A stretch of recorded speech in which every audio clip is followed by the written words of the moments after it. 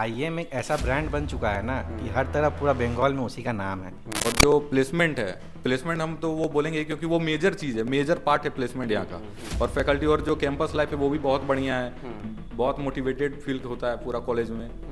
Student credit card loan है वो easily approve हो जाता है अभी।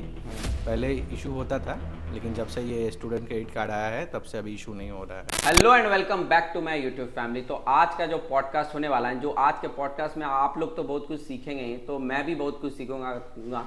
तो आईएम का मेरे साथ में स्टूडेंट है जो कि मैं जानूंगा इन डेप्थ, क्योंकि बहुत सारे स्टूडेंट लोग कमेंट करके पूछते हैं मेरे से कि आईएम का मतलब कैंपस इन्वायरमेंट कैसा है। तो सबसे पहले मैं दोनों ही अपना इंट्रोडक्शन देंगे, तो तुम दोनों ही अपना इंट्रोडक्शन दो।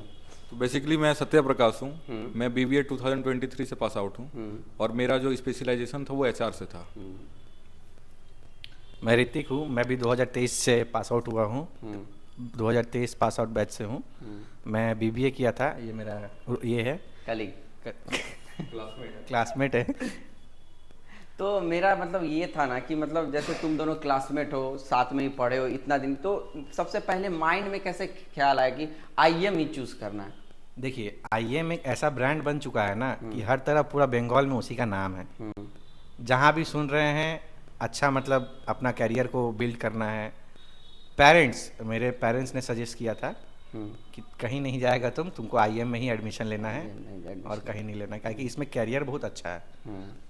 मैं बोलना चाहूँगा कि ये जैसे कि बोला बस वेस्ट बंगाल में, बस वेस्ट बंगाल में नहीं, यहाँ पे तो 2 कैंपस ऑलरेडी है। एक कैंपस हमारे जयपुर में भी है, राजस्थान में। तो बस ये वेस्ट बंगाल का नहीं, ऑल ओवर इंडिया का बात आ जाता है आईएम को लेके। और इसका प्लेसमेंट बेस्ट है, आई मीन बेस्ट, ये टक्कर देता है बहुत अच्छा कॉलेजेस को। और जैसे कि माइंड में ये भी तो ख्याल आता होगा, जैसे बहुत सारे जैसे स्टूडेंट लोग जब रिसर्च वगैरह करते हैं तो माइंड में एक दो तीन पॉइंट यूएसपी तो रहता होगा ना कि ये सब चीज़ अच्छा है कॉलेज का, तो 2-3 कॉलेज माइंड में भी होगा। तो वो सब स्टूडेंट, जैसे बहुत सारे स्टूडेंट लोग क्या जो होता है ना कि पजल में रहते हैं, नहीं समझ में आ रहा है, 2-3 कॉलेज ऑप्शन में लेते हैं, तो क्या चीज़ है जो इसको बेस्ट बनाती है? देखिए, यहाँ का तो फैकल्टी जो होते हैं वो बेस्ट फैकल्टी है। और जो प्लेसमेंट है, प्लेसमेंट हम तो वो बोलेंगे क्योंकि वो मेजर चीज़ है, मेजर पार्ट है प्लेसमेंट यहाँ का। और फैकल्टी और जो कैंपस लाइफ है वो भी बहुत बढ़िया है, बहुत मोटिवेटेड फील होता है पूरा कॉलेज में। और बस यही बोलना था। फैकल्टी यहाँ का इतना अच्छा है कि हम लोग को कभी प्रॉब्लम होता तो वो लोग पर्सनली हम लोग को असिस्ट करते थे।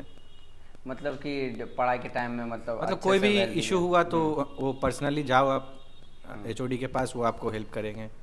और जैसे कि जैसे आप लोग मतलब कॉलेजेस में क्या होता है कि कॉलेजेस का अपना खुद का भी एंट्रेंस एग्जाम होता है, ठीक है। अभी जैसे तुम लोग बीबीए किया, तो बीबीए के लिए भी ऐसा कुछ पर्टिकुलर कुछ एंट्रेंस एग्जाम हो, कुछ प्रोसेस हो, अगर उस वे में कुछ बता पाओ। और एक चीज़ मेजर हमको जानना है कि लोन का प्रोसेस, क्योंकि लोन का जो प्रोसेस है इस टॉपिक पे ना बहुत सारे पेरेंट्स लोग भी कमेंट करके पूछते हैं और स्टूडेंट लोग भी कमेंट करके पूछते हैं, तो उस चीज़ों का भी आंसर दे सकते हो कि लोन का प्रोसेस कैसे होता है? अगर पता है तो बता दो। ये लोन का प्रोसेस आपको कॉलेज से ही मतलब डिमांड ड्राफ्ट मिल जाएगा। वो लोग दे देता है पूरा पे स्लैब कितना है कितना नहीं है। फिर वही स्लैब जाके हम लोग को बैंक में बात करना होगा, वो लोन प्रोसेस कर देता है। अभी तो बंगाल का जो लोग भी रेसिडेंस है उसके लिए स्टूडेंट क्रेडिट कार्ड लोन है वो इजीली अप्रूव हो जाता है अभी। पहले इशू होता था, लेकिन जब से ये स्टूडेंट क्रेडिट कार्ड आया है तब से अभी इशू नहीं हो रहा है। एडमिशन प्रोसीड्योर के बारे में बताना चाहता हूँ। जैसे कि जो फर्स्ट फेज होता है वो आईएम अपना एग्ज़ाम लेता है, सीईटी करके, कॉमन एंट्रेंस टेस्ट। उसके मेथड से वो जितना आप मार्क्स ऑब्टेन करते हैं उससे उस हिसाब से आपको कॉलेज मिलता है, या तो आईएम या तो यूईएम, जो दोनों में से कोई सा भी कॉलेज।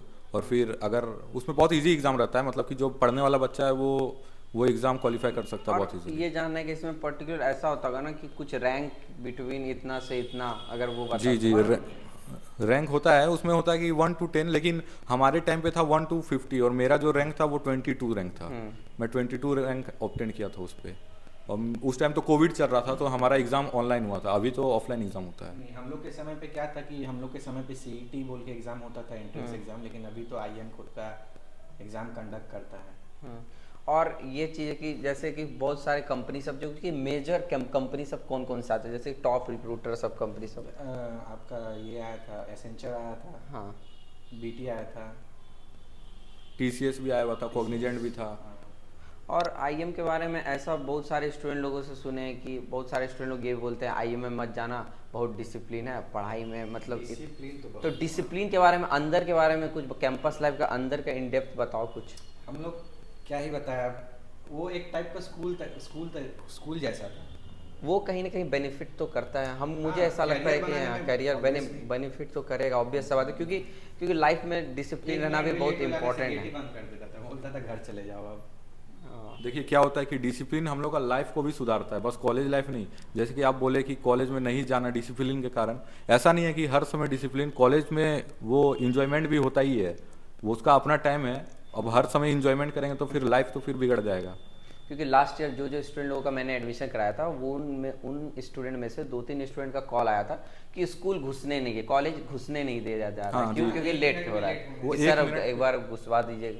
तो ये सब मतलब कुछ जैसे हम लोग का टाइम था 9:15, तो हम लोग 9:16 भी होते थे तो डॉट उसमें एंट्री नहीं मिलता था हम लोग को। वो डिसिप्लिन पे बहुत ज़्यादा ये रहते हैं, मतलब एकदम डटे हुए रहते हैं। डिसिप्लिन के मामले में।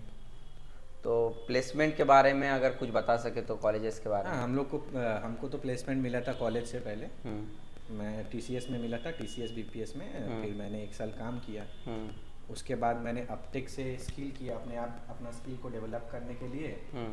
तो वहाँ से अभी मैं डेलॉइट में काम कर रहा हूँ, अच्छा खासा पैकेज है। अभी मैं नॉन टेक्निकल से टेक्निकल में मूव हो गया। और तुम? हम तो पहले बीटी में ज्वाइन किए हुए थे, ब्रिटिश टेलीकॉम में। हम्म। मेरे को वहाँ पे 1 साल काम करना हुआ, उसके बाद फिर मैं अभी कंपनी स्विच कर दिया, अभी मैं ईवाई में हूँ।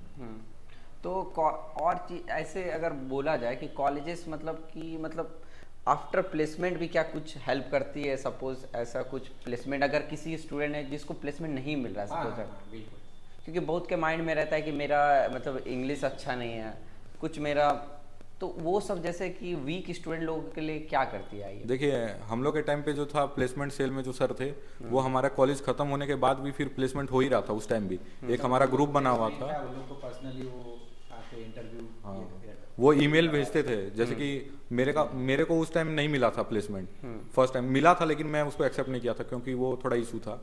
तो फिर मेरे को ब्रिटिश टेलीकॉम मेरे को कॉलेज के बाद ही मिला। फिर मैं ब्रिटिश टेलीकॉम में भी मेरे को अच्छा पैकेज मिला था। मेरा तब पैकेज था 5 लाख के करीब था, और अभी तो मैं 12 लाख में हूँ। मैं ज़्यादा वीडियोस को खींचूंगा नहीं लेंदी, मैं 2-3 क्वेश्चन ये लास्ट पूछूंगा कि मतलब ड्यूरिंग आईएम में क्या क्या चैलेंजेस तुम लोग फेस किए, 1-2 चैलेंजेस अगर शेयर कर पाओ। कुछ चैलेंजेस, जैसे कुछ तो चैलेंजेस फेस हुआ होगा ना कि ये चीज़ होता तो थोड़ा, क्योंकि सब चीज़ का अगर देखोगे तो एडवांटेज होता है तो डिसएडवांटेज भी होता है। चैलेंजेस बोल के कुछ वैसा था नहीं, बस वही था कि मतलब वैसा कॉलेज लाइफ जो होता है ना, जैसा हम लोग फिल्मों में देखते हैं, उस टाइप का कुछ नहीं था। लग रहा था हम लोग स्कूल ही जा रहे हैं, लेकिन ये हमारे करियर के हिसाब से बहुत अच्छा था। आज आईएम में हम पढ़े, इसीलिए आज यहाँ पे खड़े हैं।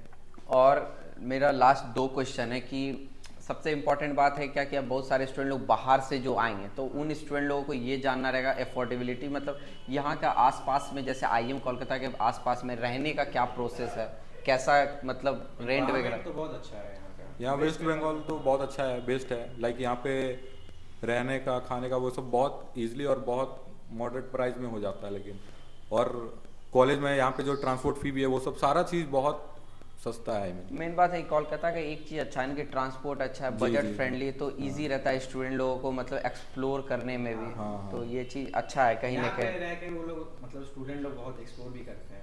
तो यहाँ के फ्रेंड्स भी बहुत हेल्पफुल होते हैं, जो भी स्टडी यहाँ के में। लोग बहुत फ्रेंडली होते हैं। हाँ हाँ, वही फ्रेंडली और नहीं, हेल्पफुल। और एक चीज़ है कि अभी बहुत सारे स्टूडेंट का जब एडमिशन करा तो एक मेजर प्रॉब्लम आ रहा है लैंग्वेज इशू।